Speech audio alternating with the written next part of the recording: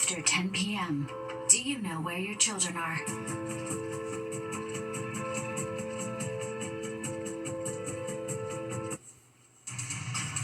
Right now on the 10 o'clock news. Temperatures rise into the 80s today, making it feel like summer has finally arrived, and even a few months early. But is it going to last? We've got that forecast coming up. And the Knicks jump out to a 1-0 series lead over the Detroit Pistons after a big dramatic win at the Garden. We've got all the highlights.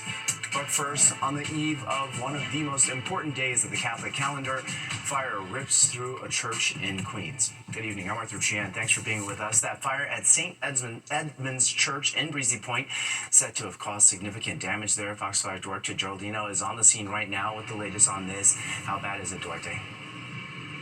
It's pretty bad, Arthur. You know, the church was preparing for Easter Mass early this morning, but by the afternoon, a fire was engulfing the entire building.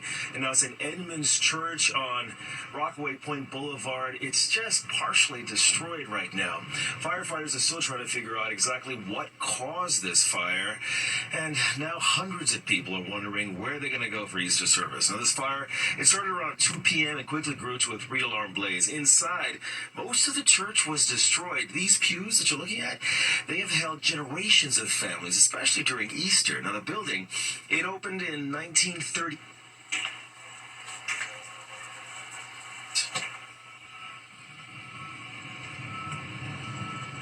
Now, once again, Bishop Robert Brennan released a statement that reads, in part, "We thank God no one was hurt, and we're grateful to the firefighters for their heroic efforts. Still, our hearts are heavy. This church has been a home of faith and prayer for so many. Please pray for the parish." And we also heard from a representative of the Diocese of Brooklyn. There's a special connection between people and their church. They're not able to do so tomorrow. That's going to hurt them. That's a sting to their heart. They want to be in their church on Easter. And remarkably, a statue of the Virgin Mary and a crucifix managed to survive these flames. The diocese says nearby churches that are part of the Blessed Trinity Parish, they can actually hold extra masses to accommodate anyone affected by this fire. And finally, once again, if you attend St. Edmund Church, it burned today, and there won't be mass at this church. In Breezy Point, Queens, Duarte Geraldino, Fox 5 News. Very much. Well, police tonight are investigating what they describe as a horrific scene inside an apartment in the Bronx. Neighbors say they heard screaming for what felt like days on East 231st Street in the Wakefield section. And last night, a relative came to check on the family who lives there and called police after finding the 38-year-old mother and her 8-year-old son unresponsive. They were pronounced dead at the scene. A 4-year-old girl was found alive. She was rushed to the hospital in stable condition. What happened there is now under investigation. And an investigation is also underway in Queens tonight after a fire truck hits and kills a bicyclist. This happened at around 4 this afternoon in Middle Village. Police say the FDNY truck was turning from 80th Street onto Juniper Boulevard North when it collided with a man on a bicycle. He was pronounced dead at the scene. Citizen app video here was taken just after police arrived. So far, no word on the age of the victim or who was at fault. It is time now for first look at the weather. Audrey Puente joins us now, and it seems like we waited a long time for this. All right, thanks so much, Jennifer. Well, tonight's win was a great start to the playoffs for our fans hoping to see the team win their first championship since way back in 1973. Our Richard Jacobus reveled in the excitement with some Knicks diehards. Arthur, as if there was any doubt, Game 1 of the first round of the NBA playoffs is in the books. The Knicks rallying late in the fourth quarter to claim victory and give this crowd something to cheer about. And let me tell you, the Garden was rocking on the inside and the outside tonight. Knicks in 4. That's what they're chanting here tonight as thousands hold court of their own outside MSG's front entrance moments after the game ended. Excitement really began building with about 5 minutes left in the game once the Knicks took a 13-point lead over the Pistons. The Garden was loud tonight, and so was the Knicks block party outside, where fans watched the game on 2 big jumbotrons. Admittedly, there was cautious optimism among diehard Knicks fans before tonight's game, some of them expressing to me that they weren't sure the Knicks could go all the way this year. Well, that's all changed post-Game 1. It was amazing. was amazing. I had a great night. I'm hoarse. I can't talk. I don't know what else to do. But tonight was a crazy night. Jalen Brunson had an on and off night. But Cat, 32, 12 on the back. He had the best night, his first career night at the playoff as a Knick. Let's go Knicks. What's your prediction now? Give me a prediction. 4-0 sweep. Let's go. The excitement, the people, the diehard fans. It was great. Everything. Let's go Knicks! That's game one. Game two is here at the Garden again on Monday night. And the cheapest single seat on StubHub right now is just under $300. And it's climbing. So if you can't get a ticket inside, there'll be another block party at the Knicks Fan Plaza on the outside. The playoff palooza continues. Let's go Knicks. At the Garden, Richard Giacobas, Fox 5 News. Thousands of people turn out for a demonstration in Midtown Manhattan. Why they say they are speaking out against President Trump's hardline policies on migrants. And just a few weeks after a lengthy hospitalization, Pope Francis greets the faithful at St. Peter's Basilica. Details on his surprise Holy Saturday appearance. And with Easter just a day away, people are lining up for last-minute items for the holy holiday. We're going to be right back after this quick break.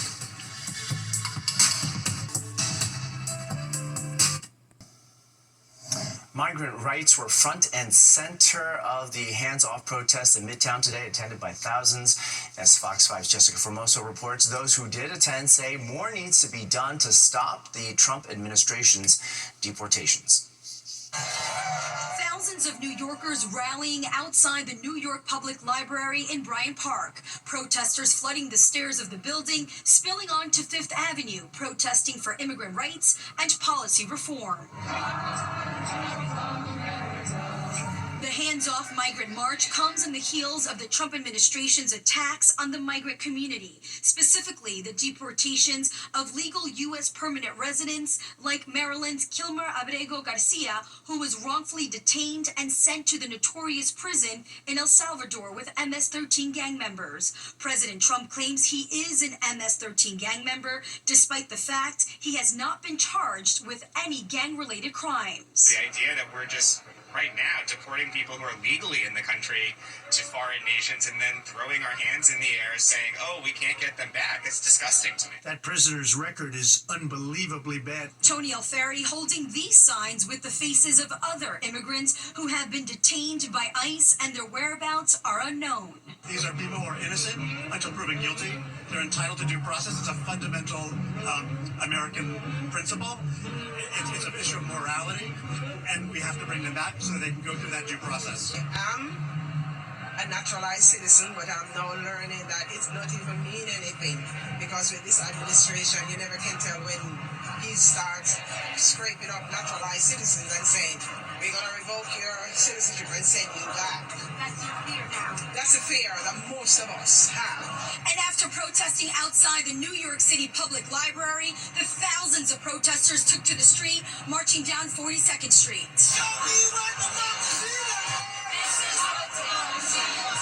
The protesters believe American democracy is being threatened, and that is why they say they can't be silenced. We just care about civil rights and the rights that founded this country. And so they will continue to march in hopes Congress will do something. In Midtown, I'm Jessica Formoso, Fox 5 News.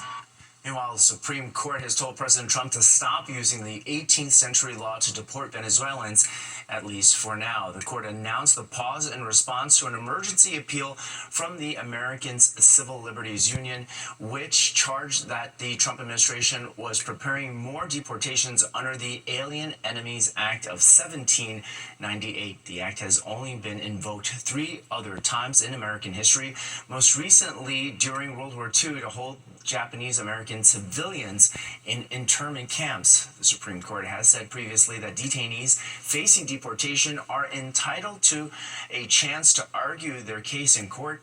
The Trump administration is expected to try and convince the court to lift the temporary pause. Time for weather right now. Audrey Puente joins.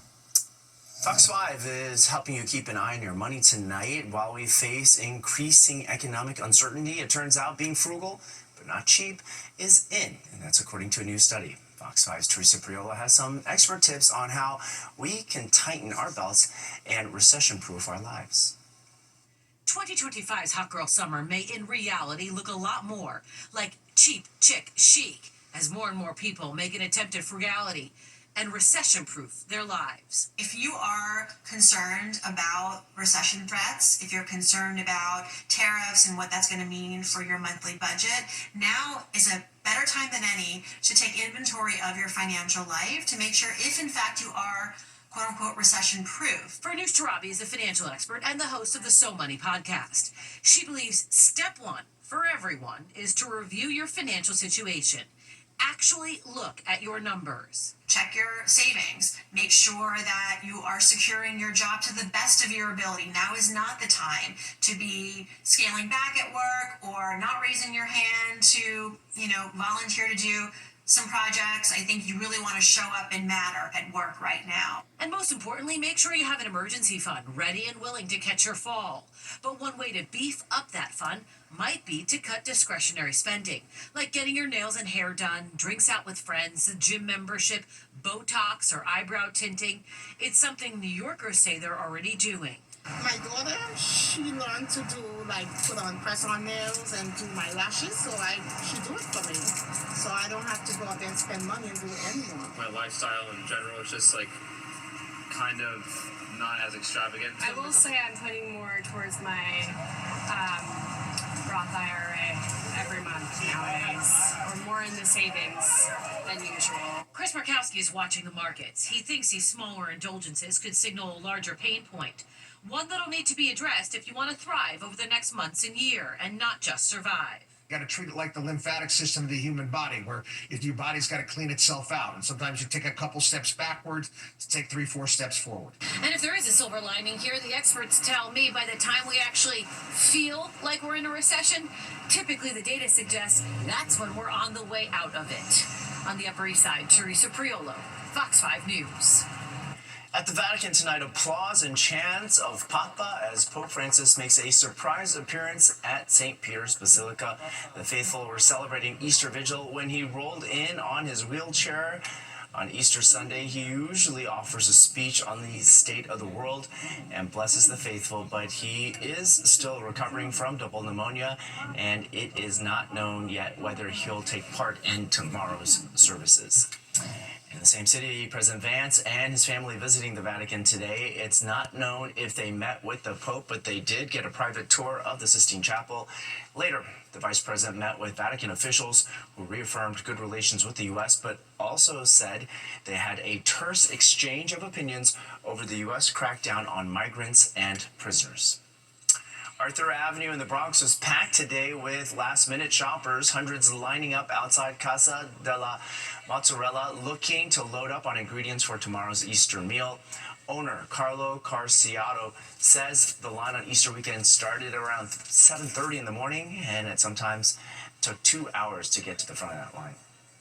Something that I'm proud to bring my Italian culture to New York and spread it throughout the city and keep the tradition alive, which is an Italian tradition of antipastas, mozzarella, prosciutto, sopressata, olives, cheeses. Yeah, how big the volume was today. They usually make 4,000 pounds of mozzarella a week, but for Easter, the owner says they crank out almost twice that amount. The dramatic swings in the financial markets lately have reignited the debate over whether lawmakers should be allowed to buy and sell stocks. Coming up, details on the controversial money moves by some members of Congress that's raising eyebrows in D.C. Plus, more than 3 years into the Russia-Ukraine war, details on a new temporary ceasefire just in time for Easter.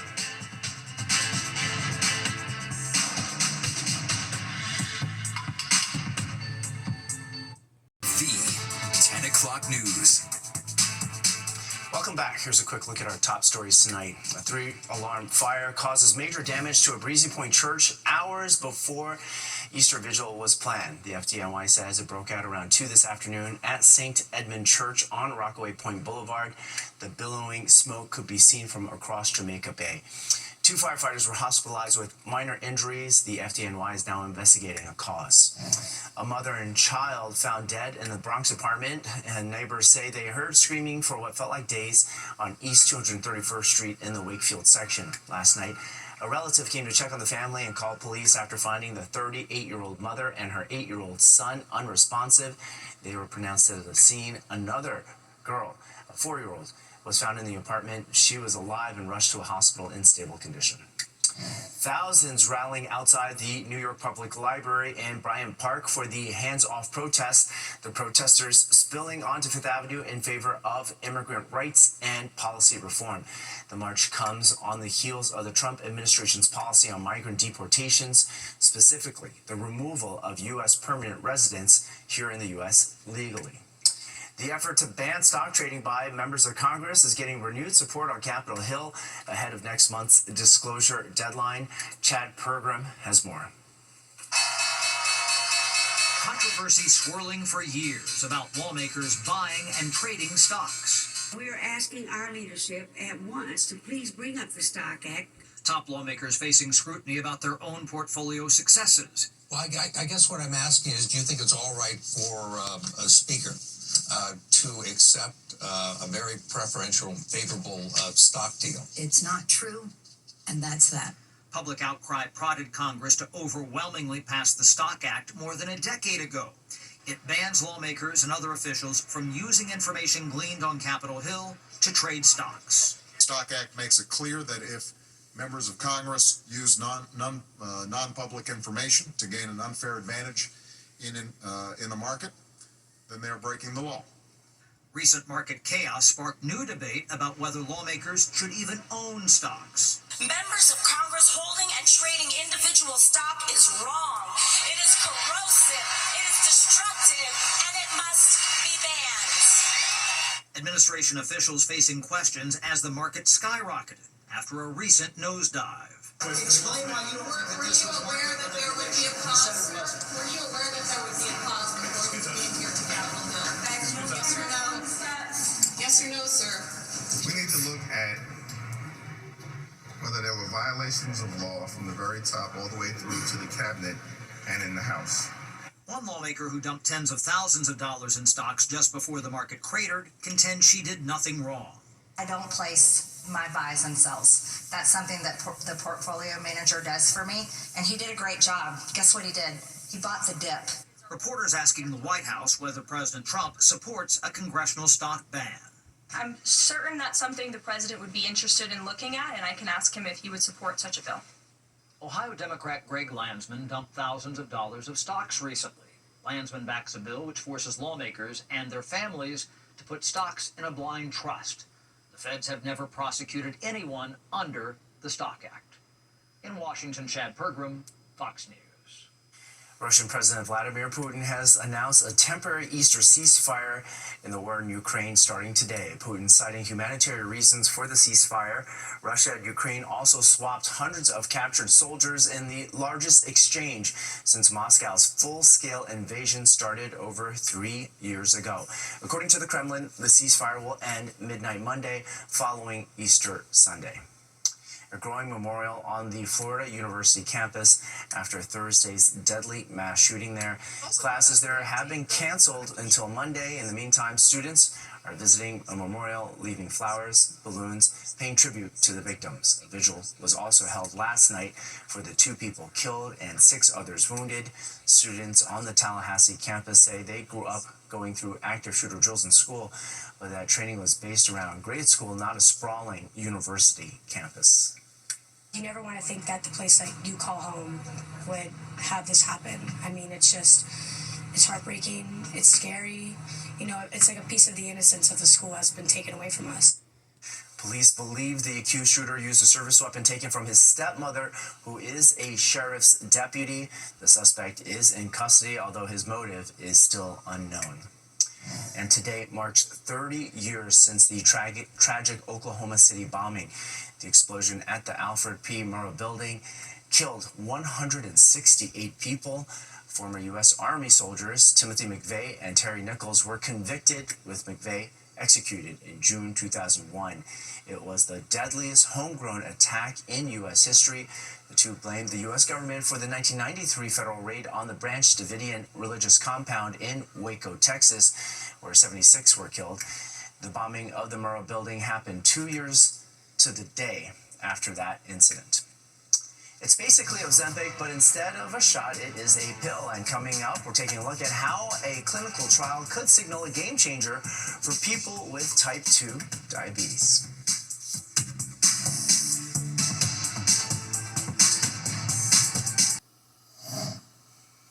Not a fan of needles? Well, a daily pill may work as well as an Ozempic shot. That's the findings from a clinical study by Eli Lilly. Fox 5's Teresa Priolo breaks down how it works and when it might end up on the market. There could be a new kid on the weight loss block, but this time it's not an injectable, it's a pill.